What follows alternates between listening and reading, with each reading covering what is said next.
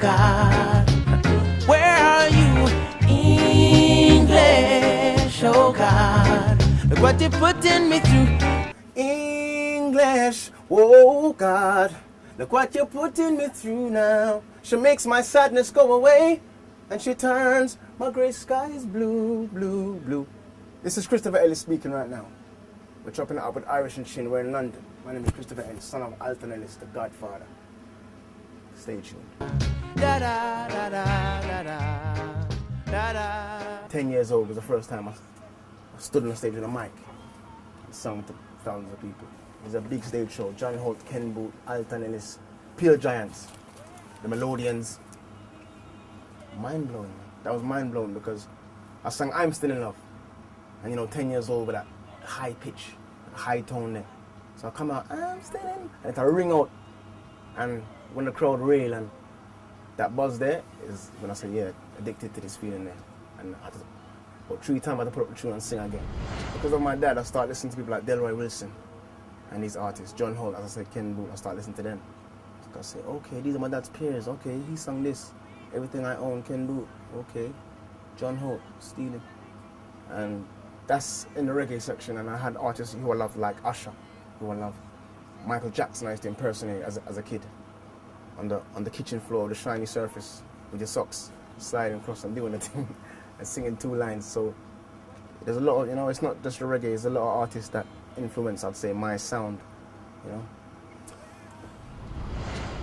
Well, so it was always a thing where he said to me, Christopher, if you write tune, because I was stuck on singing his songs. I was happy with that. Remember, I toured my dad all over the world and sing Alton Ellis, and I had the best job in the world. I was happy doing just that. I wasn't really pre in a career of my own to say, okay, I want to step out and do my thing. I was so happy with him singing 5 songs, and after the 5th song, and I'll say, yeah, it's my turn. And he would come and say, I brought a helper with me. I brought a guy named Christopher Ellis, my son. And I'll come out and sing 2 songs and go off. I tell you, that was the best job in the world. So I wasn't really pre in a career until one day we was in California, going to a show in the car. And we're in the back of the car, and Junior Gang, Welcome to Jamrock came on. My dad was there listening to it, and the tune finished. And as the tune finished, he started cussing me. Right tune, say Bobby, you them there. Right tune, Chris. You joke out the thing. And the man went hard on me, man, till I was all vexed. I was in the corner. Man, I go hard. But that's how much he wanted me to crave for it and be hungry for it. But I wasn't really hungry for it, as in like to be my career. I just loved being that sidekick of his. Yeah. I want to tell you, sir, these Italian guys said to me, hey, we want you to come over here and do a song with us. My dad was alive these times, he was alive. So I went to Italy, I was there with them, the man of the band set up. I come from the airport straight to studio, man of the band set up, and they played to me what they have. He says, okay, we want you to write a song for us. I said, right tune, what right tune? And I want to tell you something, man, I was there and I just write the whole tune. I went back to England a week after and played to my dad. I said, yeah, nice. But I still didn't gravitate towards the writing thing. When you turn and you walk through that door, that me love. I'm still in love. Them tune I want to sing. But it's when he passed now. It was when it really, it's like a ordained thing. It's like it was ordained. When he passed, it just automatically, it's like God said, you know what, see it, you go forward. So it's like most of the works I'm doing now, which is good, he's not seeing it. But this is what he was speaking about. And if you move out of your home, please keep your area cold. Don't change your number. Or if you take a holiday and decide to stay away, don't change your number. It breaks my heart, I say, he's not here to see with his eyes, to visually see me. I would swap everyone who's seen it for him, one to see. I know he'd be amazed and blown away, and I just have to use it, say, you know what? My mother can see me, my friends can see me, the fans can see me, the people can see me growing. People like yourself is approving my thing, and that gives me, that's like a big consolation for me. first I had to go through the grieving stage of his passing, because I was depressed when he passed. Yeah, because I was so close to my dad. It was unfathomable for him to leave Earth. You know, I didn't fathom that. It was just me and my dad every day, from a youth, me and my father. We go to Sweden, we go to them, and I sing. So he passed, and it was like, I want to tell you, sir, I thought I was going to matter one stage. But I had to sit back and say, hold on, my father was 70 years old. The Bible said 3 scores and 10. And in case of special mightiness, you will go on, you know. And people are losing their fathers at 50 years old and 45, so it was a blessing I had him till 70. He was a big man. So I just say, you know what? I'm blessed really, you know. But there I ball every day like I eat that. But there I ball and I grieve. But I had to go through that process there. And it's in Jamaica I went through that process. You know, and stand firm and say, yo, music right now. I'm not going back to England and sit down and do that kind of thing. No, music. I'm going to start penetrating music. And Father God just set me on a pattern like, yes, you. Yes, this is it. And I just start to blossom. If my dad was alive, I would try and get away from his whole alternatist thing. If he was alive, I'll be trying to more project myself as away from alternatist's name. But the fact that he's not here, I represent him, you know. And the people them say I have a sound of my own, but they can hear the altern in there. And I'm just doing. I'm not really preen anything. I don't even know what I'm doing, if you know what I mean. I don't have a formula or nothing. I just do what happens, and the people them say it sound good. So it's not really, you know. But when it comes to the alternatist tunes now, it's like I'm trying to not vie so much alternatist and make it obvious. You know, because when he first passed, everywhere me and David would go, David, my manager, they would say, yo, Mayo, just sing 15 alternatist tunes right now and your boss, you're gone.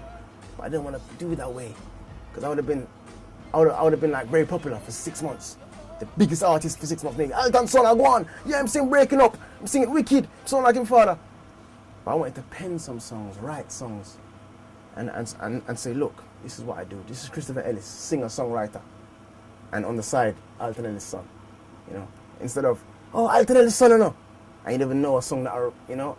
So it's that kind of avenue I'm coming from, and that's where we are right now, and we're there and starting the journey, and I'm so thankful how the people have gravitated towards it.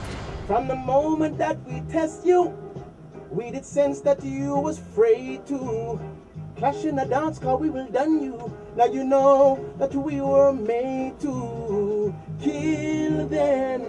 Oh gosh, then ask them, where are you? Sugar Minot Studio was the first place that me and David would go every day. Sugar said, your daddy is my daddy.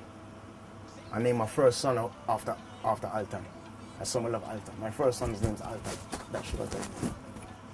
And so you come out every day, voice, and do what you want to do in the studio. This is your family. Everyone here's your family. So I never leave Sugar after that. David Sugar, and so I write songs.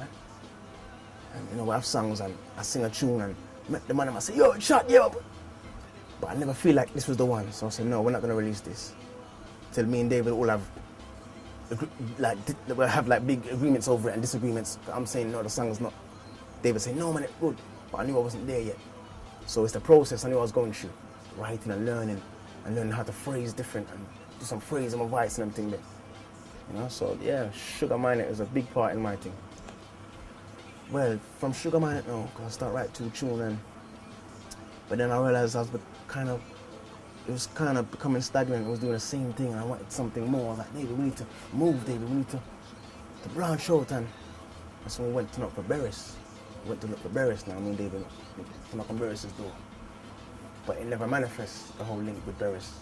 Even though we said, come check him, man, it never manifests for any reason, whatever it was, I don't know. Anyway, a friend said to me, yo, man, I take you down Stephen Marley in Jamaica. Yo, Stephen Marley, that man, if you're there on, you know. And I said, all right, when you're ready. And one day he just come for us and drive, we go at the museum. I met Stephen Marley. And from that day, I tell you, that was one of the best days of my life. That day, the man just take me in like I'm his son or his little brother.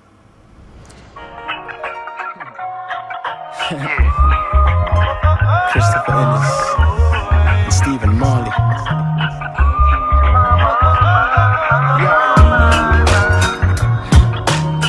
Well, have an EP coming out. The first thing is an EP I have coming out, which will later be an album. It's an album we're doing. But we have an EP coming out in the summer. And we are doing 6 or 7 songs on the EP. We have some songs out now still, but the people are liking and enjoying. And after the EP, we're going to do an album. You know, so this is the first set of things, and I'm really hoping that people can gravitate towards the songs. The first songs we pushed out so far, the people really love, You know, ultimately, I would love to be the biggest artist I can be within what I do. You know, it's like I don't make a song and pre-international.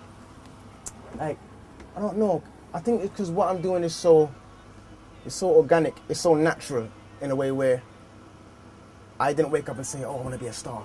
It wasn't that. Or I want to be a big artist. It wasn't that. I'm gonna wake up and say, oh, I want to make a wicked song for the people. You know, I want them to love this next song. And if it goes international, obviously that's brilliant. We would love that. But yeah, the same thing, like I said, towards that kind of gang, you see that caliber out there, where it's international and the music is respected and the songs are respected. You know, when these guys release a song, you know, it gets attention. Because these guys don't release a song every week or even every month. But when they do release a song, it has that quality where it gets their attention. You understand? And I see myself as that kind of artist, Christopher Ellis, as an artist where you won't hear a song from me every week or even every month. But when you do hear a song, I'm hoping that it holds on to you. We say, wow, this shoot, yeah man, this shoot is gonna be, you know. So that's how I'm putting myself as an artist.